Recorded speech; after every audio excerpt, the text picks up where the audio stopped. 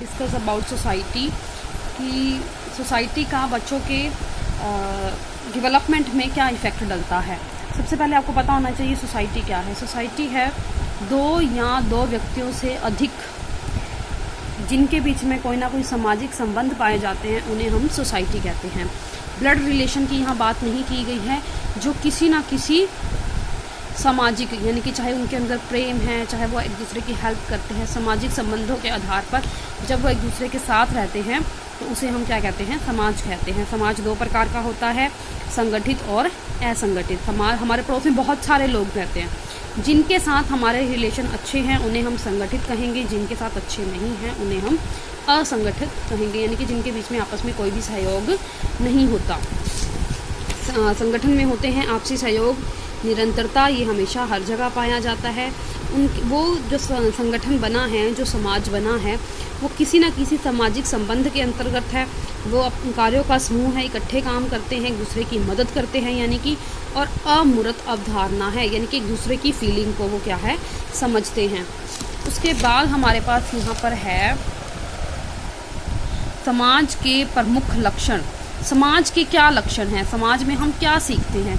सबसे पहले हम समाज हमें क्या देता है, चलन और रीतियाँ, यानी कि हम कहते हैं ना कि ये हमारे समाज का रिवाज नहीं है, हमें ऐसा नहीं करना चाहिए, समाज क्या कहेगा।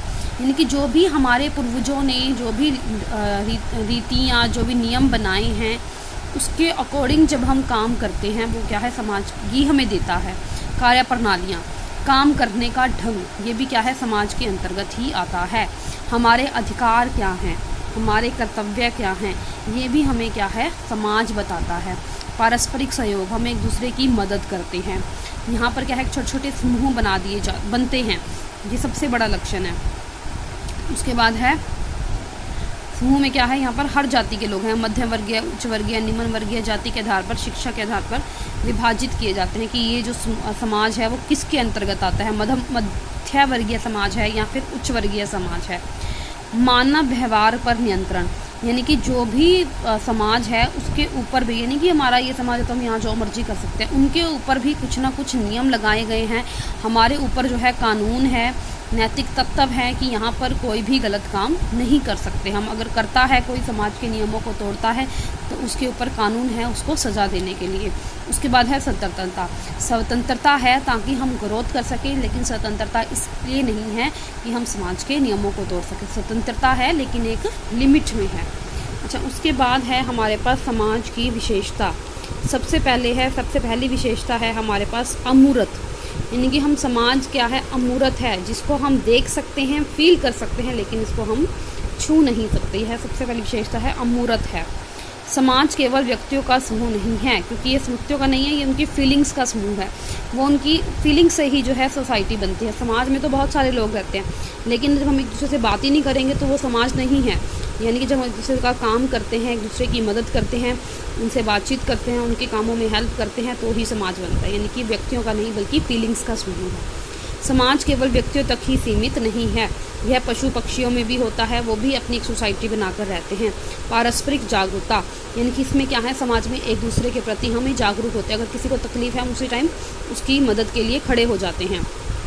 समाज में समानता, यानी कि जब भी उन्हें कोई काम करना है, देश के हित के लिए करना है, तो उनका सेम गोल होगा और सेम ही वो उसी के लिए काम करेंगे, तभी उनके समाज बनता है। अगर हमारा गोल अलग अलग होता है तो उनके बीच में कोई भी कोऑर्डिनेशन नहीं बन पाता। नेक्स्ट है हमारे पास समाज में असमानता। और किसी सोसाइटी में समाज में असमानता होती है तो वो समाज जो है सफल नहीं होता। समाज में क्या है, सहयोग की भावना होती है। उसके बाद हमारे पास ये समाज में सहयोग के फर्दर पॉइंट्स हैं। हम समाज में कैसे सहयोग करते हैं, सबसे पहले प्रत्यक्ष रूप में करते हैं, जैसे कि हम खेल के मैदान में करते हैं। फिर हम करते हैं अप्रत्यक्ष रूप से सहयोग करते हैं, जैसे हमारे पेरेंट्स हमारे लिए करते हैं। प्राथमिक है बिना किसी स्वार्थ के सहयोग देना। द्वितीय है उतनी ही हेल्प करना जितनी की हमें ज़रूरत होती है। तृतीय में है सिर्फ एडजस्टमेंट कर लें, हमारे लिए घर जस्ट, यानी कि जहाँ पर हम सिर्फ एडजस्टमेंट करते हैं वो हमारा क्या है, तृतीय टाइप का है। उसके बाद है हमारे पास सामान्य सहयोग, यानी कि जो हमारे रूटीन लाइफ में हम किसी की हेल्प करते हैं वो है सामान्य। मित्रता सहयोग, जिसमें हम अपने फ्रेंड की हेल्प करते हैं। सहायता मूलक, यानी कि जब हम बिना किसी सोचे, बिना कुछ किए उनकी नॉर्मल हेल्प करते हैं। और सहयोग उन्नति का आधार स्थायी संगठन, कॉलेज, होम, टेम्पल, जैसे हम इन जगहों पे जब मदद करते हैं वो हमारी क्या है, सहायता मूलक। नेक्स्ट है हमारा, नेक्स्ट विशेषता है समाज में संघर्ष, यानी कि अब जहाँ इतने सारे काम होंगे वहाँ संघर्ष भी होगा। तो समाज में क्या संघर्ष होता है, ये तो प्रत्यक्ष रूप से होगा, एक अप्रत्यक्ष। और प्रत्यक्ष रूप में है जो पड़ोस में आप एक दूसरे लड़ाई झगड़ा करते हैं वो प्रत्यक्ष है। अप्रत्यक्ष जो आमने सामने नेता, राजनीतिक दल, जब कि वो सामने ना आकर भी एक दूसरे से जब वो कोल्ड वार जिसको बोलते हैं वो करते हैं, वो क्या है, अप्रत्यक्ष है। नेक्स्ट विशेषता है हमारी समाज पारस्परिक निर्भरता पर आधारित है। हम यहाँ हर कोई एक दूसरे पे डिपेंडेंट है। पेरेंट्स, टीचर जो है, बच्चा जो है वो पेरेंट्स पे डिपेंडेंट है क्योंकि उसे चीज़ बच्चों से चाहिए। पेरेंट जो है वो अपने बॉस पे डिपेंडेंट है क्योंकि सैलरी आई तभी वो बच्चे को नीड देंगे।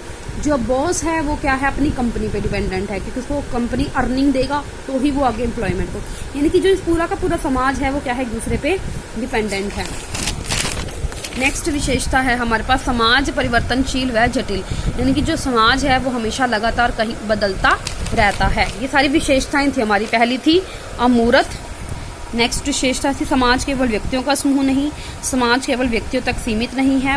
पारस्परिक जागरूकता, समाज में समानता, समाज में असमानता। फिर समाज में सहयोग के ये फर्दर पॉइंट्स थे। उसके बाद समाज में संघर्ष के ये 2 पॉइंट्स हैं। समाज पारस्परिक निर्भरता पर आधारित और समाज क्या है, जटिल और परिवर्तनशील है। उसके बाद क्या है, role of society in child development. क्या रोल है सोसाइटी का चाइल्ड डेवलपमेंट में। सबसे पहले जब समाज, पहला पॉइंट हमने किया था कि जो बच्चा है वो डिपेंडेंट है। हर व्यक्ति जो है एक दूसरे पे डिपेंडेंट है। अगर डिपेंडेंट है तो कहीं ना कहीं जो समाज चाहता है बच्चे का जो लालन पालन है वो उसी अकॉर्डिंग किया जाता है। यानी कि सबसे पहले बच्चा जब स्कूल में जाता है तो उसे शिक्षा दी जाती है। तो जैसा समाज की डिमांड होगी उसका शिक्षा का स्वरूप वैसा होगा, शिक्षा का उद्देश्य वैसा होगा, पाठ्यक्रम भी वैसा ही होगा और सार्वभौमिक शिक्षा होगी। यानी कि इसे यूनिवर्सल एजुकेशन दी जाएगी ताकि वो कहीं भी बाहर जाके उसे दिक्कत ना आए। प्रौढ़ शिक्षा की व्यवस्था, यानी कि जो भी उसको आगे चलकर पढ़ाना है, वो जिस भी सब्जेक्ट में मास्टरी करना चाहता है उसको बेसिक सारे सब्जेक्ट्स के बारे में पहले पढ़ाया जाएगा और उसके बाद उसको प्रौढ़ शिक्षा दी जाएगी। फिर उसका शारीरिक विकास, मानसिक विकास, सामाजिक विकास, नैतिक विकास, सारे जो विकास है वो भी हमारे सोसाइटी के अंदर ही बच्चे को सिखाए जाते हैं।